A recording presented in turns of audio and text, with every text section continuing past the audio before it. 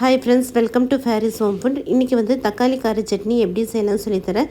இது ரொம்ப நல்ல டேஸ்ட்டாக இருக்குங்க. சுட சுட சாதத்துக்கு, இட்லி, தோசைக்கு சாப்பிடும்போது ரொம்ப அருமையாக இருக்கும். 2 இட்லி எக்ஸ்ட்ரா கேட்டு வாங்கி சாப்பிடுவாங்க. அந்தளவுக்கு டேஸ்ட்டாக இருக்கும். வாங்க வீடியோக்குள்ளே போய் பார்க்கலாம். வீடியோக்குள்ளே போய் பார்க்கறதுக்கு முன்னாடி நம்மளோட சேனலில் சப்ஸ்கிரைப் பண்ணாதவங்க சப்ஸ்கிரைப் பண்ணிக்கோங்க. தேங்க்யூ. தக்காளி கார சட்னி பண்ணுறதுக்கு 4 தக்காளி கட் பண்ணி வச்சுக்கோங்க. இது 2 காஞ்ச மிளகாய். இந்த சைஸில் சின்னதாக, லெமன் சைஸை விட சின்னதாக புளி வந்து போட்டுக்கோங்க. ரொம்ப புளிப்பு வேண்டாம், ஏன்னா நம்ம தக்காளி போட்டிருக்கோம். தக்காளி போட்டிருக்கிறதுனால புளிப்பு வந்து கொஞ்சம் கம்மியாக போட்டுக்கலாம். ஒரு கொத்து கருவேப்பிலை எடுத்துக்கோங்க.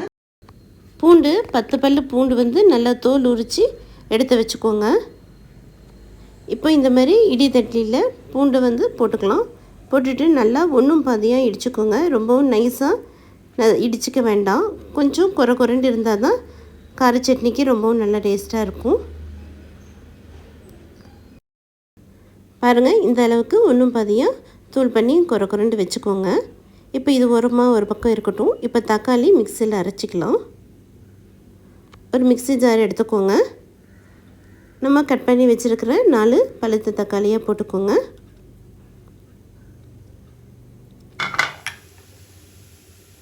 லெமன் சைஸை விட சின்ன துண்டு புளி போட்டுக்கலாம். 2 டீஸ்பூன் வெறும் மிளகாய்த்தூள் போட்டுக்கோங்க. நான் இன்றைக்கி சக்தி மிளகாய்த்தூள் போட்டுக்கிறேன். உங்களுக்கு காரம் கம்மியாக வேணும்னா நீங்கள் வந்து 1.5 டீஸ்பூன் இல்லை 1 டீஸ்பூன் போட்டுக்கலாம். இது ரொம்பவும் நல்ல காரமாக இருக்கும். உங்களுக்கு இவ்வளோ காரம் வேணும்னா கண்டிப்பாக நீங்கள் 1 டீஸ்பூன் மட்டும் மிளகாய்த்தூள் போட்டுக்கோங்க. தேவையான அளவுக்கு உப்பு போட்டுக்கோங்க. தண்ணி சுத்தமாக எதுவுமே ஊற்றாதீங்க. தக்காளியிலே தண்ணி ஆல்ரெடி இருக்கும். தண்ணி ஊற்றாமல் மூடி போட்டுட்டு நல்லா குறைண்டு அரைச்சிட்டு வந்துடுங்க. பாருங்கள், நல்லா குறைண்டு அரைச்சிட்டு வந்தாச்சு. இந்த மாதிரி குறைண்டு இருந்தால் தான் சட்னி வந்து ரொம்பவும் நல்லா டேஸ்ட்டாக இருக்கும். போதும். இப்போ இது ஒரு பக்கம் ஓரமாக இருக்கட்டும். இப்போ நம்ம தாளிக்கிறதுக்கு ஒரு பேன் வச்சுக்கலாம். எண்ணெய் போட்டுக்கோங்க. எண்ணெய் சுடானதும் 1/2 டீஸ்பூன் கடலைப்பருப்பு போட்டுக்கோங்க. 1/2 டீஸ்பூன் உளுத்தம்பருப்பு, 1/4 டீஸ்பூன் கடுகு போட்டுக்கோங்க. கடுகு பொரிஞ்சதும் 2 காஞ்ச மிளகாய் கிள்ளி போட்டுக்கோங்க. 2 கொத்து கருவேப்பிலையை போட்டுக்கோங்க. கொஞ்சமாக பெருங்காயத்தூள் போட்டுக்கோங்க. இடித்து வச்சுருக்கிற பூண்டை போட்டுக்கலாம். ஒன்றும் பாதியாக பூண்டை வந்து நசுக்கிக்கோங்க. அப்போ தான் நல்லாயிருக்கும்.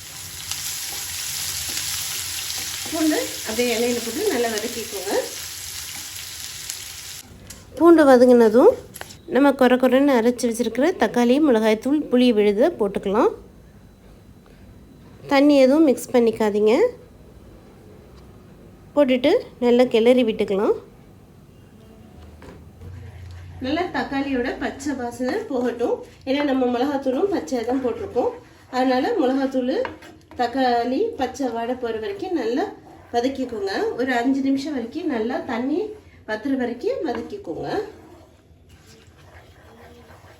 ஒரு வாரம் ஆனாலும் இந்த சட்னி வந்து கெடாமையே இருக்கும். நல்லா ஹை ஸ்பீடில் வச்சு நல்லா கிளறி கொடுத்துக்கோங்க. தக்காளி வந்து இப்படி பபிள்ஸாக வந்து பக்கத்துல எல்லாம் தெளிக்கும். அதனால ஸ்டவ்லாம் வந்து பக்கத்துல எல்லாம் தெளிச்சிடும். அதனால ஒரு 2-3 மினிட்ஸ் அப்படியே மூடி போட்டு விட்டுருங்க. 2 மினிட்ஸ் ஆயிடுச்சு. பாருங்கள், சூப்பராக ஓரெல்லாம் நல்லா எண்ணெய் பிரிஞ்சு வந்திருக்கு. நல்லா திக்காகவும் இருக்குது. இப்போ நல்லா கிளறி கொடுத்துக்கோங்க.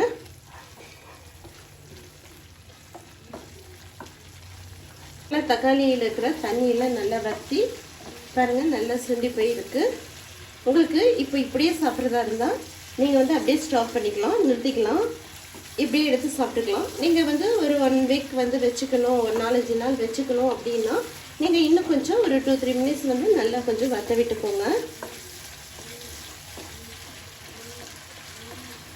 ஒரு வாரம் ஆனாலும் இந்த சட்னி வந்து கெடாமல் இருக்குங்க. நம்ம டெய்லி சட்னி அரைக்கணும் தேவையில்லை. இது நல்லா ஆற வச்சுட்டு கண்ணாடி பாட்டிலில் போட்டு வச்சுட்டிங்கன்னா டக்குன்னு நீங்கள் ரைஸ்க்கு சுட ரைஸ்க்கு போட்டு சாப்பிட்டுக்கலாம். தோசைக்கு எல்லாத்துக்குமே நீங்கள் போட்டு சாப்பிட்டுக்கலாம். ஈஸியாக இருக்கும். 2-3 மினிட்ஸ் அப்படியே ஸ்டவ் வந்து சிம்மில் வச்சுருங்க. பாருங்கள் 2-3 மினிட்ஸ் ஆயிடுச்சு. இப்போ பாருங்கள் சூப்பராக நல்லா பாருங்கள் சட்னி எந்த அளவுக்கு நல்லா திக்னஸ் கொடுத்துருக்கு. நம்ம தக்காளி அரைச்சி ஊற்றும்போது தண்ணி இருந்தது. இப்போ பாருங்கள் நல்லா மசாலா வாசனை எல்லாம் போய் நல்லா ஓரெல்லாம் எண்ணெய் பிரிஞ்சு நல்லா திக்னஸாக இருக்குது. பாருங்கள் எவ்வளோ சூப்பராக நல்லா திக்காக இருக்குது. தக்காளி கார சட்னி ரொம்பவும் நல்லா டேஸ்ட்டாக இருக்கும். ஸ்டவ் வந்து ஆஃப் பண்ணிக்கலாம். வாங்க இப்போ இது ஒரு பவுலுக்கு மாற்றிக்கலாம். பாருங்கள் சுட சுட இட்லியும் கார சட்னியும் தக்காளி கார சட்னி ரெடி ஆகிடுச்சிங்க. இது ரொம்பவும் நல்ல டேஸ்ட்டாக இருக்குங்க. இந்த மாதிரி செஞ்சு கொடுத்தீங்கன்னா எல்லோரும் விரும்பி சாப்பிடுவாங்க. 2 இட்லி எக்ஸ்ட்ரா கேட்டு வாங்கி சாப்பிடுவாங்க. அவ்வளோ நல்லா சூப்பராக இருக்கும். உங்களுக்கு ரைஸ்க்கு கூட இந்த மாதிரி சுட சுட போட்டு சாப்பிடும்போது நல்லாயிருக்கும். லஞ்ச் பாக்ஸுக்கு கட்டுறதுக்கு குழம்பு எதுவும் இல்லைன்னா டக்குன்னு இதில் 2 டீஸ்பூன் போட்டுட்டு நல்லெண்ணெய் போட்டு கிளறி சாப்பிட்டிங்கன்னா சூப்பராக இருக்குங்க.